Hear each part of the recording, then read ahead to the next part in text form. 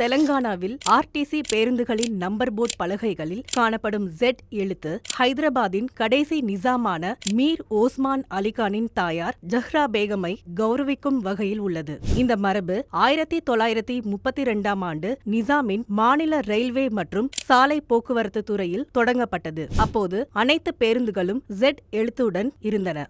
1948ஆம் ஆண்டு ஹைதராபாத் இந்தியாவுடன் இணைந்த பிறகு இந்த மரபை தொடர நிசாம் கேட்டுக்கொண்டார். மேலும் இன்று TSRTC மற்றும் APSRTC பேருந்துகளில் இந்த எழுத்து பாரம்பரியத்தின் அடையாளமாக இன்றளவும் தொடர்கிறது. அம்மாவின் நினைவாக ஒவ்வொரு Z எழுத்தும் ஹைதராபாத் சாலைகளில் ஒரு அன்பின் அடையாளமாகும்.